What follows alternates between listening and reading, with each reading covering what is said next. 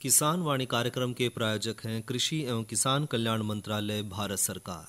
हर जोखिम से निकल कर फसल आए, सुरक्षित हो जाए। फसल बीमा से हर किसान अब आत्मनिर्भर हो जाए।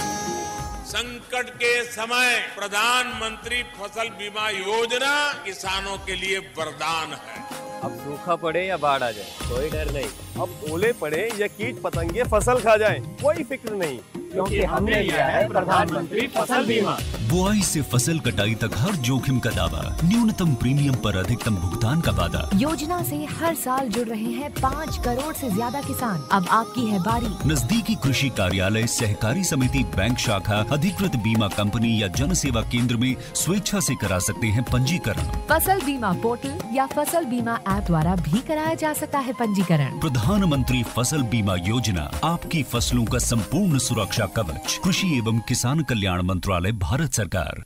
किसान वाणी कार्यक्रम सुनने वाले सारे बाण भाइयों ने विनोद भाई की राम राम।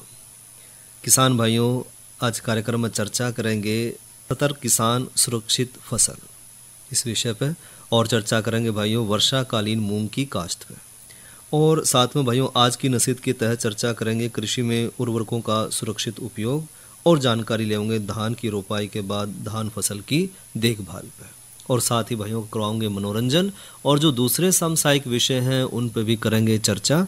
और शुरुआत करें भाइयों एक चर्चा तय सतर्क किसान सुरक्षित फसल। किसान भाइयों, एक कहावत है कि सावधानी अटी दुर्घटना घटी, और ये कहावत एकदम सही है, क्योंकि अगर हम कोई भी काम धंधा कर रहे हैं, कोई भी व्यवसाय कर रहे हैं, अगर उस व्यवसाय में, उस काम धंधे में अगर हम अपने चारों तरफ चौकन्ने ना रहें, आसपास की समझ ना रखें, तो हमने जो अपने व्यवसाय में भी, अपने किसी भी काम धंधे में जो है नुकसान होने की संभावना ज़्यादा रहेगी। क्योंकि हमारे आसपास ऐसे लोग भी हैं जो हमने जो है गलत सामान देकर हमारा जो हमने काम शुरू करा था उसमें हमने नुकसान पहुंचा सके हैं। और यह बात जो है हमारे किसान भाइयों खातिर भी लागू है कि हमारे जो किसान भाई है सारा साल खेत में मेहनत करे हैं, और उस मेहनत पे जो है कोई और पानी फेर दे, और वो भी किस वजह से कि हम सतर्क नहीं थे, हम सावधान नहीं थे। और उसका सबसे बड़ा उदाहरण है कि जब हम खेत में बीज बोए हैं, तो जिस भी दुकान से हम बीज लेकर आने लग रहे हैं उसकी प्रमाणिकता के है कि वो बीज जो है वो सही है, जो है स्वच्छ बीज है, स्वस्थ बीज है, और जो है वो सही बीज है। इसकी हमने जानकारी रखनी ज़रूरी है, क्योंकि कई बार देखा है किसान भाई किसी दुकान पर तय बीज ले आया और दुकानदार ने जो है झांसे में लेकर भाई बीज तो बहुत बढ़िया है, इस बीज का तो ये खासियत है, ये फ़ायदा है, तो किसान भाई ने किसी और जानकारी लिए बिना जो है सीधा वो बीज खेत में बो दिया, और जो है फिर बाट देखा कि 10 दिन हो गए, 15 दिन हो गए, 20 दिन हो गए कि जो उसमें तो कोई फसल में तो अंकुरण ही नहीं आ रहा है, ना कोई जो है माटी में तो कोई बीज जो है अंकुरित होया, तो मेरा लगा कि जो बीज था वो नकली था। इसी तरह भाइयों खाद है, हम खाद लेकर आए हैं, तो जो हम खाद लेकर आए हैं या जो कीटनाशक हम लेकर आने लग रहे हैं, तो जिस विक्रेता पर हम उसने खरीदा है, तो वो विक्रेता जो है वो सही चीज़ दे रहा है नहीं दे रहा है, उस चीज़ की हमने ज़रूर जानकारी होनी चाहिए कि किसान भाइयों ने खेत में जो है कीटनाशक का छिड़काव करा, लेकिन उसके बाद भी जो है बीमारी नियंत्रित नहीं हो रही, उसके बाद भी बीमारी जो है नू की नू है, तो इसका मतलब जो है उसने जो है वो जो है ख़राब कीटनाशक दे दिया है, या नकली कीटनाशक दिया है, या जो उसकी जो एक्सपायरी डेट थी वो निकल चुकी थी, वो वाला जो उसने कीटनाशक दे दिया है।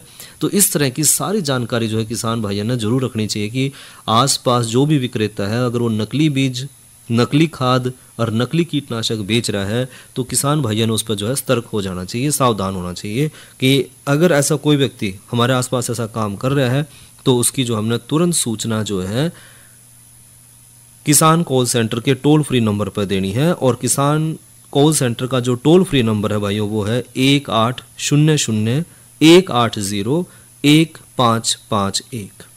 और इस विषय में भाइयों कृषि मंत्रालय और स्वयं जो कृषि मंत्री हैं शिवराज सिंह चौहान जी, उन्होंने भी जो है बिल्कुल कंपनियों को सख्त आदेश दिए हैं। साथ ही उन्होंने ये भी कहा है कि अगर चाहे कंपनी बंद हो जाए, लेकिन किसान भाइयों को का नुकसान नहीं होने देना है, किसान भाइयों को बर्बाद होने तो बचाना है। और उन्होंने साफ साफ कहा है कि जो नकली खाद, बीज या जो कीटनाशक के उत्पादन है और उनकी जो बिक्री है उस पर सख्त कार्रवाई करी जाएगी। और किसान भाइयों और बहनों, यदि आपने कोई भी नकली खाद, बीज या कीटनाशक संबंधी कोई भी जानकारी मिले, कोई भी बेच रहा है, कोई भी विक्रेता है, तो उसकी जानकारी हमने किसान कॉल सेंटर के टोल फ्री नंबर 1800-180-1551 पर तुरंत साझा करनी है। क्योंकि हमने यूँ नहीं सोचना है कि मन तो बेरा लग गया कि भाई ये जो है जो गलत सामान बेचने लग रहा है, मैं तो बचूं और कोई खरीदा रहो। तो हमने इस बात पर ध्यान रखना है कि किसी भी किसान भाई का हमने नुकसान नहीं होने देना है, और किसान भाई ने सतर्क रहना है, अपने आसपास का ध्यान रखना है, और तभी जो हम अच्छी फसल और सुरक्षित फसल ले पाएंगे। और भाइयों, ये करा चर्चा वर्षाकालीन मूंग की काश्त पर। किसान भाइयों, अपने देश में जो है दलहन उत्पादन बहुत ज़्यादा मात्रा में है, लेकिन फिर भी जो हमारी शाकाहारी जनसंख्या है उसकी दाल की मांग पूरी नहीं हो पाती। और दाल की बढ़ती हुई मांग और उसके आयात खर्च को देखते हुए दलहनी फसलों की खेती अगर हम करें तो हम ज़्यादा मुनाफा, ज़्यादा लाभ कमा पाएंगे। और मूंग की खेती भाइयों ग्रीष्म और खरीफ दोनों मौसम हम ले सकते हैं। और प्रदेश में भाइयों धान और गेहूं क्षेत्र में ज़्यादा अधिकांश भाग जो है ग्रीष्मकालीन मूंग की खेती हो है। इसलिए भाइयों दक्षिण और पश्चिमी क्षेत्रों में वर्षाकालीन मूंग की खेती भी ली जाओ है, और कम समय में पकने वाली, भूमि की उपजाऊ शक्ति बढ़ाने में सहायक होने के कारण जो है मूंग की खेती करना बहुत बढ़िया माना जावा है। और वर्षाकालीन मूंग की अधिक पैदावार खातर भाई किसान भाई जो है कुछ एक बातों का ध्यान रखें तो वो बहुत ज़्यादा इसका लाभ ले पाएंगे। बात करें तो उन्नत किस्म की भाइयों, तो जो मूंग की उन्नत किस्म है वो है मुस्कान। यह किस्म का दाना जो है आकार में मध्यम, चमकीला और हरे रंग का है, और ये पीला पत्ता मोजैक वायरस रोग प्रतिरोधी किस्म है। साथ ही भाइयों इसकी जो फड़ी है वो एक साथ पका है, और इसकी औसत पैदावार 5 से 6 क्विंटल 1 एकड़ के हिसाब से किसान भाई ले पाएंगे। दूसरी किस्म है भाइयों सत्या। यह किस्म मूंग की अन्य किस्मों की तुलना में ज़्यादा बड़ा है, और इसकी फड़ी भाइयों सीधी और दाने चमकदार और हरे रंग की है। यह मूंग की जो किस्म है वो एक तो मुख्य बीमारी की अवरोधी है, और साथ ही भाइयों लगभग 70 दिन में यह जो है फसल पककर तैयार हो जाए, और किसान भाई जो है औसत पैदावार 6.5 से 7 क्विंटल 1 एकड़ के हिसाब से ले पाओगे। और एक और किस्म है भाई उन्नत किस्म MH421। इस किस्म का दाना बड़ा आकर्षक है, चमकीला, हरे और मध्यम आकार का हुआ है, और इसकी जो फड़ी है वो जड़दी नहीं। साथ ही यह किस्म भाइयों मूंग की जो मुख्य बीमारी है उसकी अवरोधी है, और इसकी औसत पैदावार किसान भाई 5.5 से 6.5 क्विंटल 1 एकड़ के हिसाब से ले सके हैं। और बिजाई के समय की बात करें तो भाइयों यो मौसम, यो समय जो है एकदम बढ़िया चल रहा है वर्षाकालीन मूंग की काश्त खातर, यानी कि जुलाई के महीने में किसान भाई जो है वर्षाकालीन मूंग की काश्त कर सके हैं। और जीवाणु खादों तो जो है बीज का अगर हम उपचार करें तो बहुत बढ़िया रहेगा, क्योंकि मूंग की पैदावार बढ़ाने खातर बीज का जो राइजोटिक का है और जो फास्फोटिक का है उसका उपचार जरूर करें। और ये टिक्के भाइयों विश्वविद्यालय के माइक्रोबायोलॉजी विभाग और किसान सेवा केंद्र पर आसानी से उपलब्ध है। और 1 एकड़ बीज खातर भाइयों 50-50 मिलीलीटर के राइजोटिका और फास्फोटिक्के की हमने जरूरत पड़ेगी। और टिक्के के प्रयोग के लिए भाइयों कम पानी में 50 ग्राम गुड़ घोल कर और बीज ने उसमें अच्छी तरह से मिलाकर उसके बाद जो है टिक्के का घोल बीज पे लगा दें, और बीजों को भाइयों हाथ अच्छी तरह से मिला लें और बीज न जो है छाया में सुखा लें। और वर्षाकालीन मूंग की जो 1 एकड़ में हमने जो बिजाई करनी है उसका 6 किलोग्राम बीज की हमने जरूरत पड़ेगी। और बिजाई भाई कतारों में करें, और कतारों में भाइयों फासला रखें 30 से 45 सेंटीमीटर का, और पौधे में दूरी रखें 10 सेंटीमीटर की। और बात करें खाद की तो भाइयों जीवाणु खादों तय बीज के उपचार के साथ साथ भाइयों बिजाई के समय अगर हम 8 किलोग्राम नाइट्रोजन और 16 किलोग्राम फास्फोरस 1 एकड़ के हिसाब से डालें तो किसान भाई जो है बढ़िया उन्नत पैदावार मूंग की ले सकेंगे। और निराई गुड़ाई भी बहुत ज़रूरी है, क्योंकि वर्षाकालीन मूंग की फसल में बैसाखी मूंग की तुलना में ज़्यादा खरपतवार उगे हैं। और खरपतवार की रोकथाम खातर भाइयों 2 बार निराई गुड़ाई जरूर करें। एक तो पहली निराई करें 20 से 25 दिन के बाद, और दूसरी करें भाइयों 30 से 35 दिन के बाद। और वर्षाकालीन मूंग में आमतौर पर तो भाइयों सिंचाई की जरूरत नहीं पड़ती, लेकिन कई बार हो कि बारिश जो है लंबे समय तक नहीं होती तो उस समय हमने जो है सिंचाई करनी पड़ेगी। और हानिकारक कीड़ों की रोकथाम खातर भाइयों मूंग की फसल में बाड़ा वाली सुंडी, पत्ती छेदक, हरा तेला, सफ़ेद मक्खी बहुत नुकसान पहुँचाओ हैं। तो बाड़ा वाली सुंडी और जो पत्ता छेदक है उसके नियंत्रण खातर भाइयों 250 मिलीलीटर मोनोक्रोटोफास 36 SL दवाई ने 250 लीटर पानी मिला 1 एकड़ के हिसाब से छिड़काव करें। और हरा तेला और सफ़ेद मक्खी की रोकथाम खातर भाइयों 400 मिलीलीटर मेलाथियान 50 इसी ताकत की दवाई ने 250 मिलीलीटर डाइमिथोएट या जिसना हम रोगोर के नाम से भी जाना है 30 इसी ताकत की दवाई ने 250 लीटर पानी में मिलाकर 2 से 3 सप्ताह के अंतर पर 1 एकड़ के हिसाब से छिड़काव करें। और जो दूसरी बीमारी है उनकी रोकथाम खातर भाइयों जिस तरह की पत्तों में धब्बे का रोग है, पत्तों का जीवाणु रोग है, जड़ गलन का रोग है या पीड़ा मोजेक मूंग की फसल ने ज़्यादा नुकसान पहुंचा दे है तो पत्तों के धब्बों और जीवाणु रोग की रोकथाम खातर तो भाइयों कॉपर ऑक्सीक्लोराइड 600 से 800 ग्राम की जो मात्रा है वो 200 लीटर पानी में घोल कर 1 एकड़ के हिसाब से छिड़काव करें। और जड़ गलन की रोकथाम खातर भाइयों बिजाई से पहले बीज का 4 ग्राम थायरम प्रति किलोग्राम के हिसाब से बीज का उपचार जरूर करें। और सफ़ेद मक्खी जो इस रोग ने फैलावा है उसकी रोकथाम खातर भाई 400 मिलीलीटर मेलाथियान 50 इसी ताकत की दवाई ना 250 मिलीलीटर डाइमेथोएट 30 इसी ताकत की दवाई में 250 लीटर पानी मिलाकर 2-3 सप्ताह के अंतर पर 1 एकड़ के हिसाब से छिड़काव कर दें। और जो रोगी पौधे हैं उन्हें उखाड़ कर नष्ट कर दें। ये तो भाइयों बात करी वर्षाकालीन मूंग की काश्त में। और भाइयों ये बात करें मौसम की तो आज का अधिकतम तापमान रहा 34 डिग्री सेल्सियस और न्यूनतम तापमान रहा 28 डिग्री सेल्सियस। और आने वाले कल का अधिकतम तापमान रहने की संभावना है 34 डिग्री सेंटीग्रेड और न्यूनतम तापमान रहने की संभावना है 28 डिग्री सेंटीग्रेड। और जानकारी लें भाई के कल के जो कृषि कार्यक्रम है तो कल अन्नदाता कार्यक्रम में चर्चा करेंगे भाइयों पशुओं में रोग नियंत्रण के सामान्य उपाय और नई फसल नई उमंग के तहत चर्चा करेंगे मूंग मक्का फसल की देखभाल पे। और जानकारी लेंगे भाइयों प्राकृतिक खेती में प्राकृतिक खेती की जरूरत क्यों है।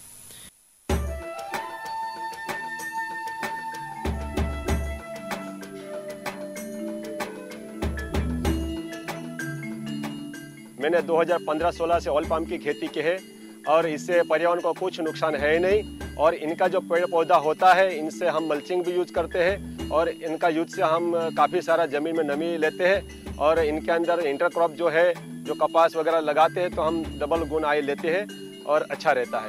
ऑयल पाम का खेती में दान और गन्ने से कम पानी लगता है। इसमें गवर्नमेंट का तरफ से ड्रिप सिंचाई के लिए पैसा भी दिया जाता है। ऑयल पाम का खेती के लिए मुझे सरकार ने पौधे सीडलिंग देते हैं। वो जब बड़ा हो जाता है जो फल जो देता है हर महीने सरकार उसी फल खरीदने के लिए एक रेट बना कर देते हैं। वही रेट पे कंपनी खरीद लेते हैं। मैं काट के इकट्ठा कर देता हूँ, कंपनी उठा के ले जाते हैं।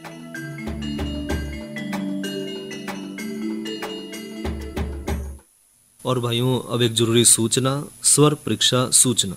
आकाशवाणी कुरुक्षेत्र केंद्र खेती बाड़ी और किसानों से जुड़े कार्यक्रम किसान वाणी के लिए स्वर परीक्षा के माध्यम से समूनुदेशिती कंपेयर के लिए आवेदन आमंत्रित करता है। और इसके लिए जो योग्यता है वो इस प्रकार है भाइयों। प्रार्थी की आयु न्यूनतम 20 वर्ष और अधिकतम 50 वर्ष होनी चाहिए। प्रार्थी कुरुक्षेत्र नगर पालिका का निवासी होना चाहिए। प्रार्थी किसी मान्यता प्राप्त विश्वविद्यालय से स्नातक होना चाहिए। और प्रार्थी भाइयों हरियाणवी बोली में निपुण होना चाहिए। और प्रार्थी को कंप्यूटर का ज्ञान भी होना चाहिए। हरियाणा से संबंधित खेती बाड़ी कृषि का ज्ञान रखने वाले प्रार्थी को प्राथमिकता दी जाएगी। और इस संबंध में यह स्पष्ट किया जाए है कि यह प्रक्रिया किसी नियमित रोजगार के लिए नहीं और न ही होगी। सफल उम्मीदवारों को पैनल में शामिल किए जाने पर उन्हें सिर्फ और सिर्फ जब और जैसी आवश्यकता होगी उसके आधार पर कार्यक्रम के लिए प्रस्ताव दिया जा सकेगा। और आवेदन पत्र किसी भी कार्य दिवस पर आकाशवाणी कुरुक्षेत्र कार्यालय तक प्राप्त किए जा सके हैं। आवेदन की अंतिम तिथि है भाइयों 13 अगस्त 2025। स्वर परीक्षा सूचना समाप्त हुई। और इब कराओ भैया का मनोरंजन सुने लोकगीत।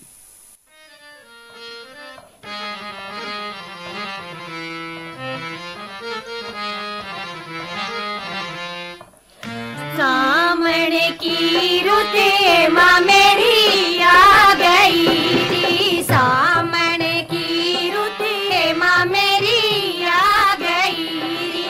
हेरी मेरा रोवे से चित चोर झूल में किया हर पिया बिना बाग मेरी। हेरी मेरा रोवे से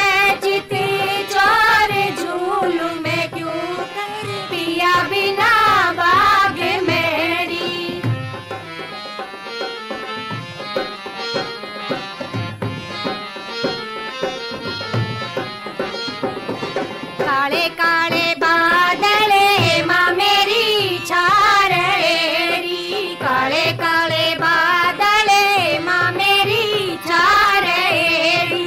हाँ जी कोए, हाँ जी कोए, हाँ जी कोए छाई घटा गने घोर झूलू में क्यों कर पिया बिना बाग मेरी। हाँ जी कोए छाई घटा गने घोर झूलू में क्यों कर पिया बिना बाग मेरी।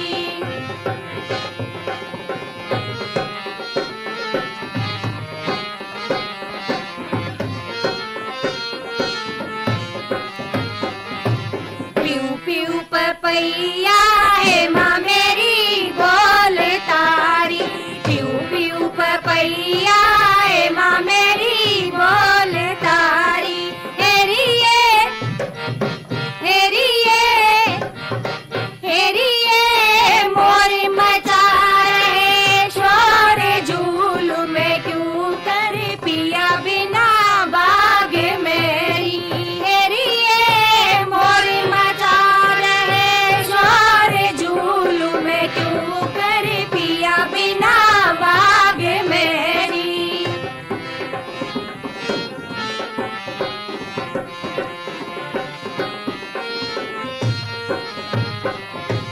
संग की सहेली है माँ मेरी झूल तीरी, संग की सहेली है माँ मेरी झूल तीरी।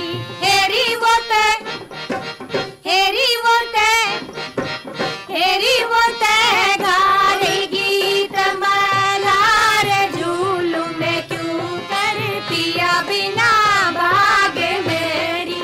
हेरी वो तो गारी गीत मलार झूलू में क्यों कर पिया बिना बाग मेरी।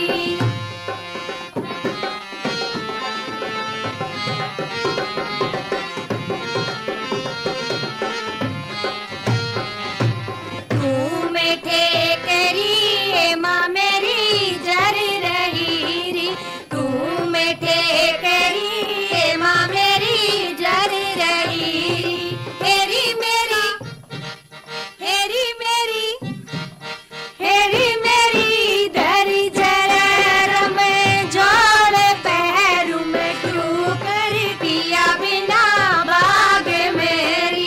हेरी मेरी धरी जर में जोड़ पैरू में क्यों कर पिया बिना बाग मेरी। सामने की रुत माँ मेरी आ गई, सामने की रुत माँ मेरी आ गई। तेरी मेरा, तेरी मेरा, तेरी मेरा रोवे सजित चोर झूलू में क्यों कर पिया बिना बाग मेरी। तेरी मेरा रोवे सजित चोर झूलू में क्यों कर पिया बिना बाग मेरी। तेरी मेरा रोवे सजित चोर झूलू में क्यों कर पिया बिना बाग मेरी। और भाइयों, इस लोकगीत के बाद अब करा चर्चा आज की नसीहत के तहत कृषि में उर्वरकों के सुरक्षित उपयोग पर। किसान भाइयों, पौधों को दिए जाने वाले जितने भी उर्वरक हैं उसका वो प्रतिशत भाग जो कि वास्तव में पौधे द्वारा उपयोग किया जावे है उसने ही हम उर्वरक उपयोग दक्षता के रूप में परिभाषित करें। यानी कि उर्वरक उपयोग दक्षता का मतलब है कि हमने खेत में जितना भी उर्वरक डाला है उसमें तब पौधे ने कितना इस्तेमाल करा, उस नाम का है उर्वरक उपयोग दक्षता। और सामान्यतः देखा गया है कि जब हम अपने खेत में उर्वरक का प्रयोग कर रहे हैं तो उर्वरक के रूप में जितनी भी हम नाइट्रोजन डाल रहे हैं उसकी जो मात्रा का 40 से 50%, फास्फोरस का 15 से 20%, पोटाशियम का 50 से 60% ही पौधा उपयोग कर रहा है, बाकी जो शेष है वह सारी बेकार चली जावे है। और उर्वरक के इस्तेमाल के समय जो हमने कुछ एक बातों का ध्यान जरूर रखना है ताकि जो उर्वरक की उपयोग दक्षता है यानी कि पौधा उसने ज़्यादा से ज़्यादा अवशोषित कर सके, उसने हम किस तरह बढ़ा सके हैं। एक तो भाइयों उर्वरकों का प्रयोग मिट्टी परीक्षण के आधार पर ही करें।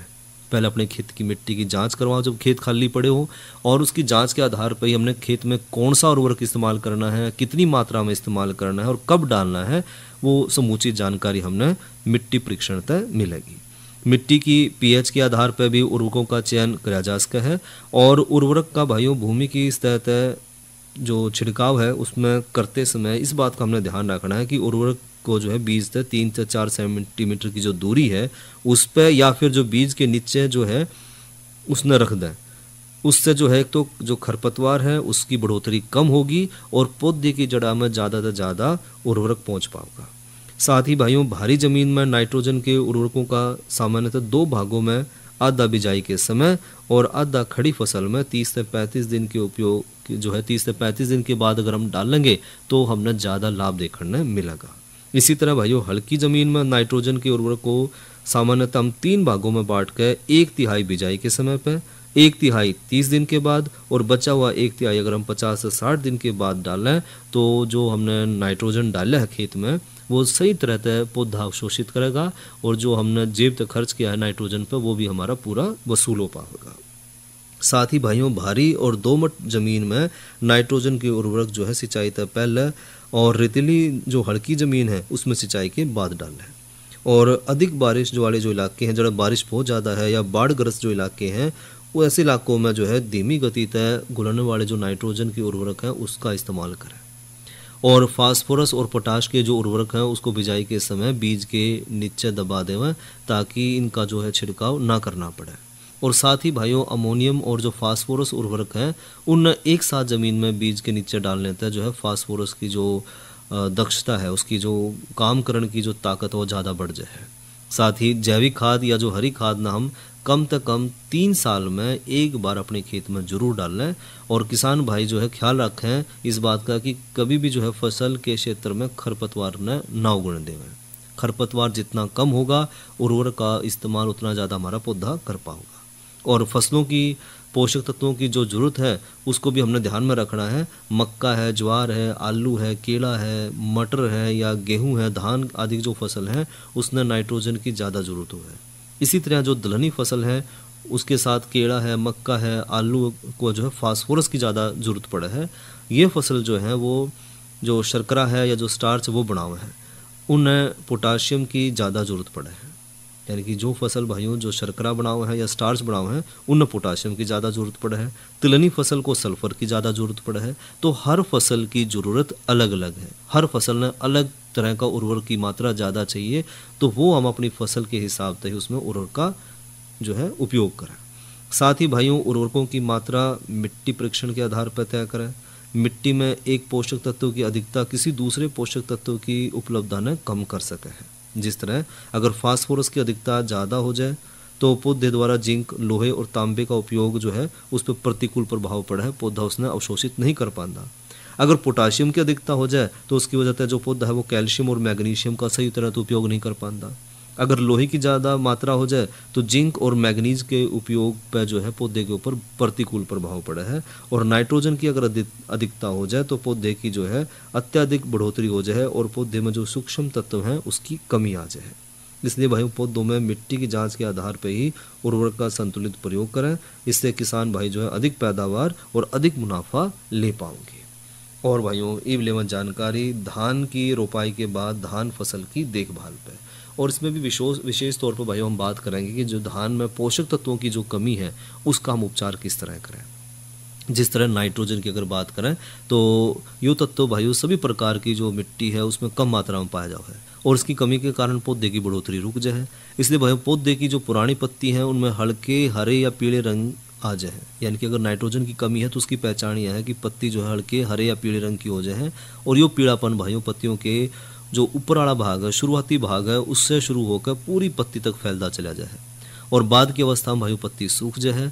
धान में नाइट्रोजन की कमी ने दूर करने खातर भाइयों उसमें हमने जो है नाइट्रोजन उर्वरक का प्रयोग जरूर करना है। अगर हम इस तरह के लक्षण देखें तो उसमें नाइट्रोजन का हमने प्रयोग करना है। और सामान्यतः जो मात्रा है और नाइट्रोजन की जो 1/3 मात्रा हमने लेव बनाते समय देनी है। शेष नाइट्रोजन भाई हमने 2 बार बराबर बराबर मात्रा में रोपाई के 3 से 6 सप्ताह के बाद देनी है। बासमती धान में भी भाइयों हमने अधिक उर्वरक की जरूरत नहीं पड़ती। फास्फोरस और जिंक की पूरी मात्रा लेव बनाते समय डालना है और बोनी जो बासमती है उसमें 1/3 नाइट्रोजन की मात्रा लेव बनाते समय और बाकी नाइट्रोजन जो है 2 बार बराबर बराबर मात्रा हमने रोपाई के 3 से 6 हफ्ते के बाद डालनी है। और बात करें भाइयों फास्फोरस की, तो मिट्टी में फास्फोरस की कुल मौजूद जो मात्रा है उसका कुछ अंश ही पौधे उपयोग में ले पाए हैं। इसलिए भाइयों इस खाद में हम जो है रासायनिक माध्यम से डाल कर पौधे की जो जरूरत है यानी कि उसकी जो आवश्यकता है उसको हम पूरा कर सके हैं। और धान की फसल में भाइयों फास्फोरस की कमी के लक्षण रोपाई के 2 से 3 हफ्ते के बाद ही दिखने शुरू हो जाए। के लक्षण हैं इसकी कमी में भाइयों पत्ती जो है गहरे हरे रंग की हो जाए, फास्फोरस की कमी तो भाई जड़ों में बढ़ोतरी रुक जाए और इसकी कमी न दूर करने खातर जो है हम उसमें सिंगल सुपर फास्फेट बिजाई के समय अगर डाल दें तो ज़्यादा बढ़िया होगा।